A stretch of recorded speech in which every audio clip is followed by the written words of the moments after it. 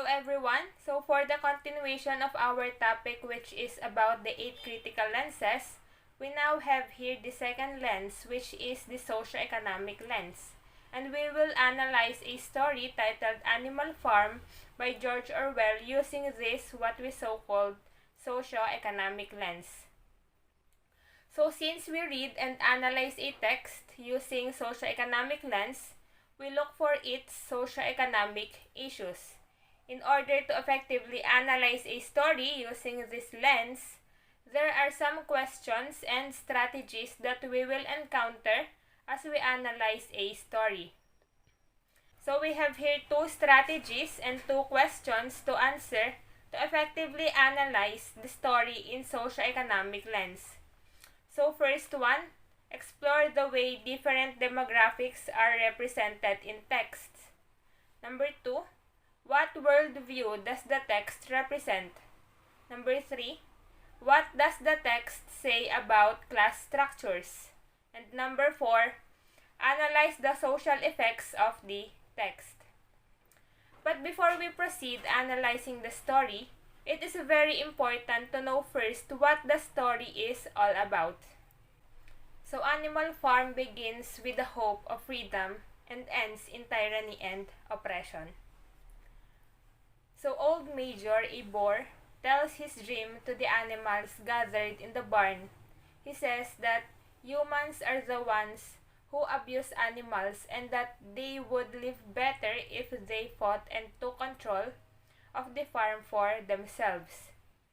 He warns them against engaging in any vices of the humankind and teaches them the song Beast of England. So 3 days after his speech, Old Major passes away. Old Major's ideas are collected by Napoleon, Snowball, and Squealer into a theory known as animalism. So animals attack after being neglected by humans, prompting Mr. Jones, the owner, and his employees to flee. Manor Farm is renamed Animal Farm, and the animals are given a tour of the farm. So the 7 commandments or the guidelines are to follow are also created by them. Number 1, whatever goes upon 2 legs is an enemy. Number 2, whatever goes upon 4 legs or has wings is a friend. The third one, no animal shall wear clothes. The fourth one, no animal shall sleep in a bed. The fifth one, no animal shall drink alcohol. The sixth one, no animal shall kill any other animal. And the seventh one, all animals are equal. The first harvest the animals have produced is the biggest one they have ever seen. They cooperate well and are inspired by their freedom and the belief that they are the only benefactors of their success. On Sundays, there is no work, but there is a ceremony and a gathering before they relax. As the leaders, the pigs attempt to discuss it to the other animals. The farm dogs Jessie and Bluebell's puppies are taken by Napoleon, and the pigs gather all the milk and apples for themselves. Mr. Jones leads the humans as they attack the farm in an effort to take it back. The battle is won by the animals who give it the name Battle of the Cowshed. When winter arrives, a horse named Molly attempts to avoid doing her job. Workhorse Clover notices Molly receiving attention from a man on a farm next door and discovers ribbons and sugar in Molly's stall. When Molly leaves, a pigeon reports that he was the farmer's cart horse. Snowball and Napoleon argue. Snowball is in favor of a windmill which would lessen work, while Napoleon is in favor of additional field work which would increase food production. Napoleon seizes control of Animal Farm, chases Snowball off the property with his dogs, which are the puppies he had previously seized, and the claims that windmill was always his idea. Napoleon said the animals are willing to work on Sundays and that they put in more effort. They'll get less food if they don't work on Sundays.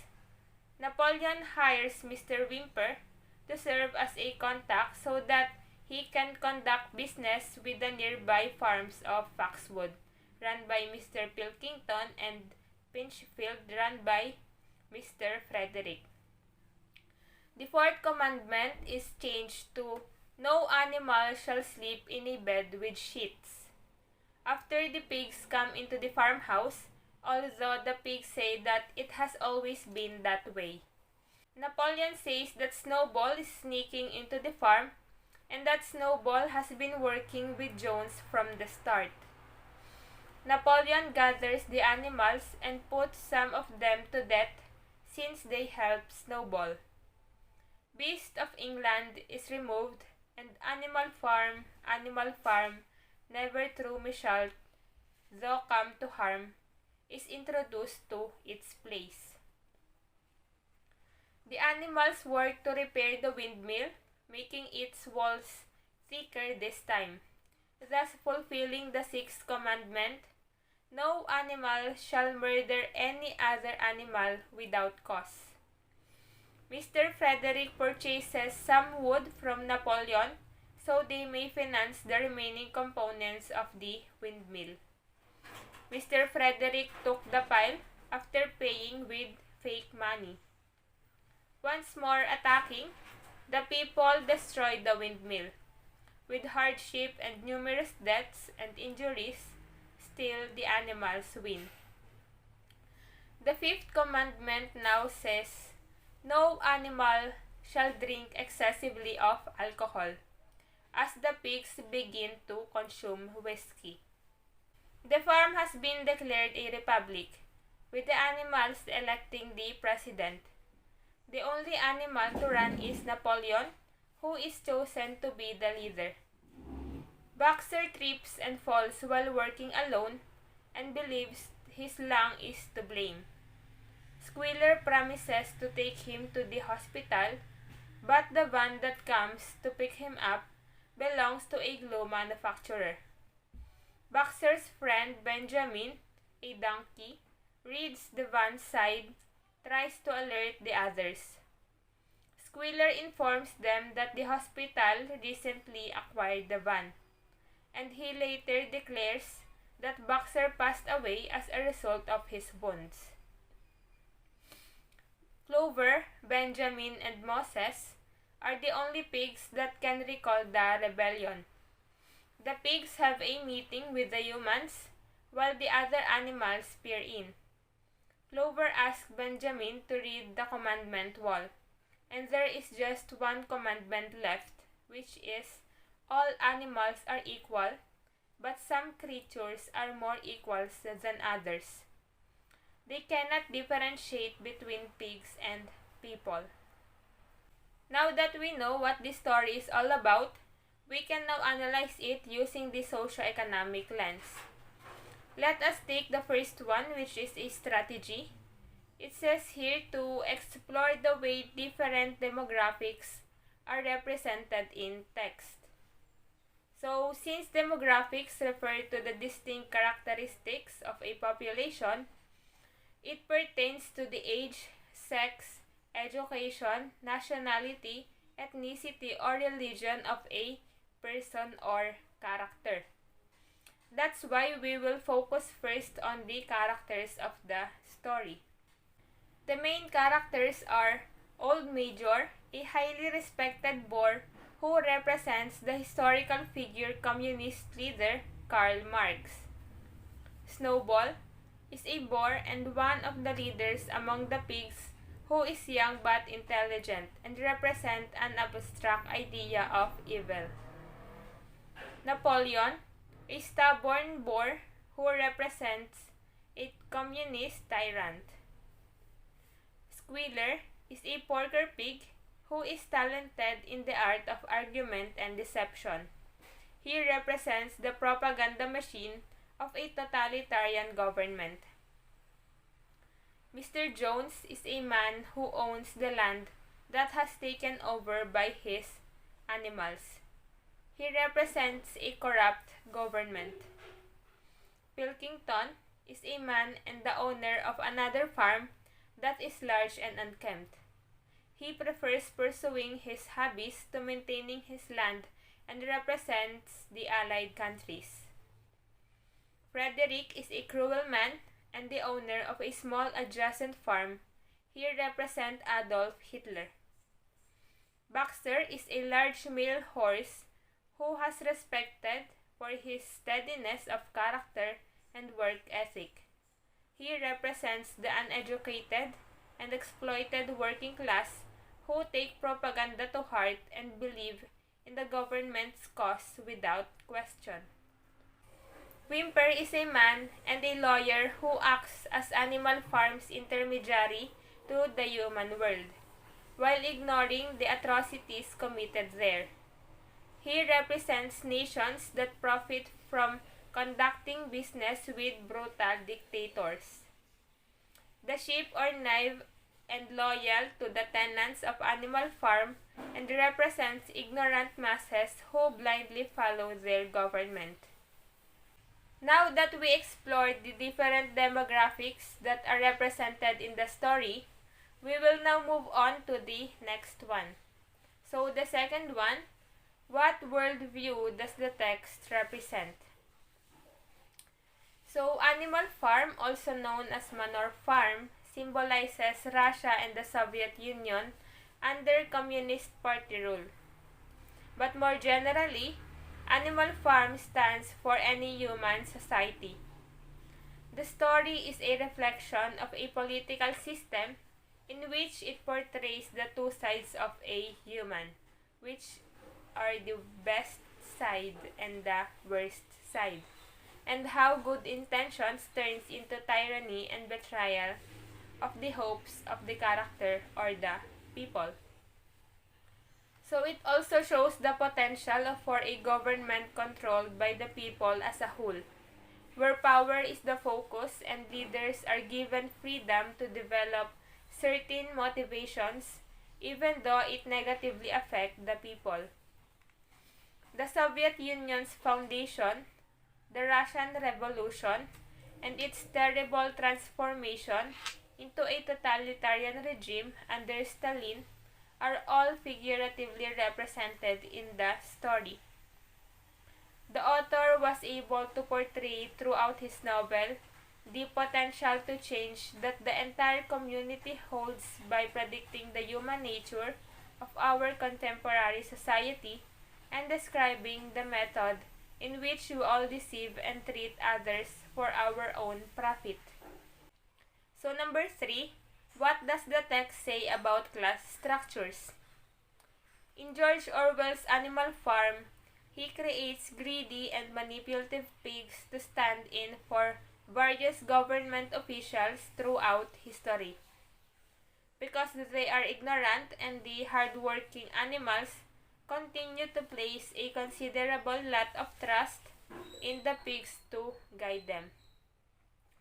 So this is how the pigs establish a hierarchy with themselves at the top.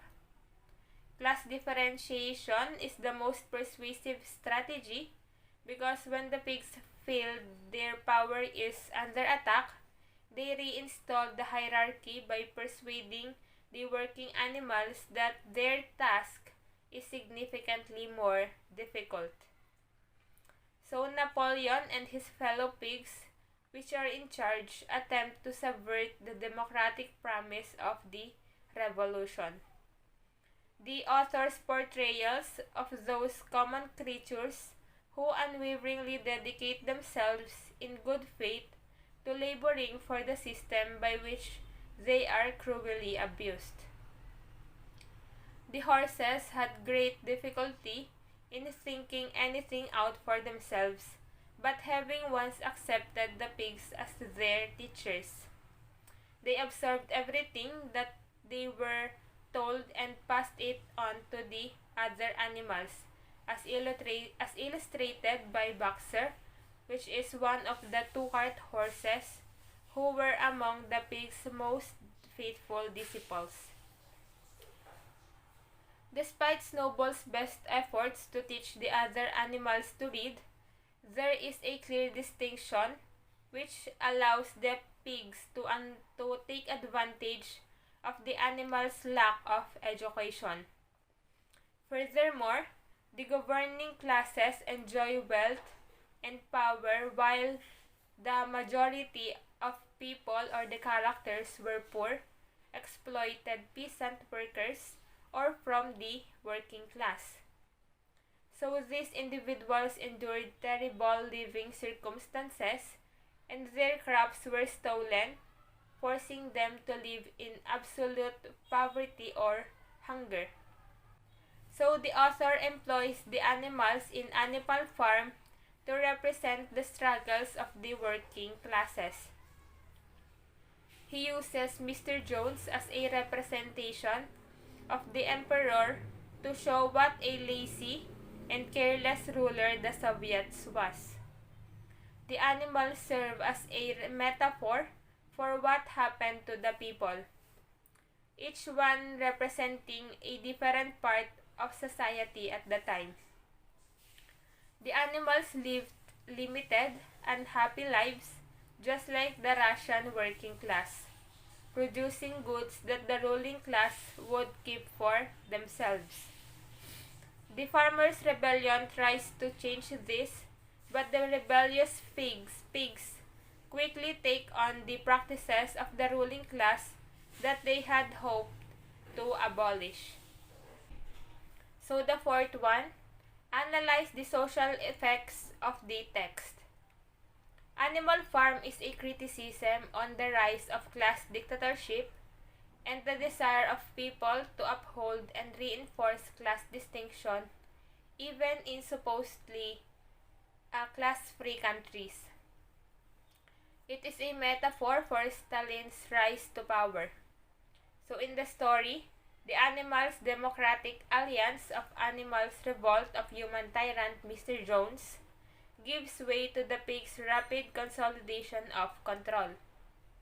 The pigs establish themselves as the dominant class in the new society, much like the Soviet intellectuals did. The conflict between the pigs, Napoleon, and Snowball serves as a metaphor for the fight for dominance between Leon Trotsky and Stalin. The idealistic but politically powerless individual, which is Trotsky and Snowball, is driven out of the revolutionary state by the furious and violent intruder of power in both the actual and fictional situations, which are Stalin and Napoleon. So the fake confessions and killings of the animals that Napoleon distrusts after the fall of the windmill in Animal Farm are the representation of the purges and show trials with which Stalin destroyed his enemies and reinforced his political base. The pig's transformation to violent, dominant, and acquisition of human characteristics and behaviors, the trappings of their original oppressors, represent Stalin's totalitarian leadership and eventual rejection of the fundamental ideas of the Russian Revolution. Despite his strong support for socialist principles, the author considered that the Soviet Union carried out these ideals in a horribly perverted way. The ironies in George Orwell's story are at their strongest when they illustrates how those in positions of authority degrade animalist beliefs. Animal Farm exposes the awful hypocrisy of tyrannies that are founded on and owe their early power to concepts of emancipation and quality rather than serving to criticize tyranny or dictatorship. This hypocrisy is vividly illustrated by the increasing deterioration and distortion of the Seven Commandments as well as Squiller's philosophical defense of the pig's immoral behavior. So all in all, the story revealed the development of a defective economic system, political corruption, and the consequences of terrible social conditions. It also showed that the working class eventually noticed the oppression of the ruling class when the gap in their lifestyle was really too far. With the speech of Old Major at the beginning of the story, the animals were awakened and began to have a strong desire to be free and work for themselves and not for others, in which communism can be seen and social class has been abolished in that part. The author also presented in the story the common goal that the characters have rather than having division among societies. However, as the story continues, a rapid shift in the economic system can be observed. New ideologies arise when Napoleon removed Snowball in his position and act as the only leader in the story. And that is when the oppression started. So do you all understand? Thank you very much for paying much attention and listening attentively to my discussion. Again, there are some strategies and questions to answer in order to have an effective analysis of a text using the socio-economic lens. So again, the first one is to explore the way different demographics are presented in the text. The second one, what worldview does the text represent? The third one, what does the text say about class structures? And the fourth one is to analyze the social effects of the text.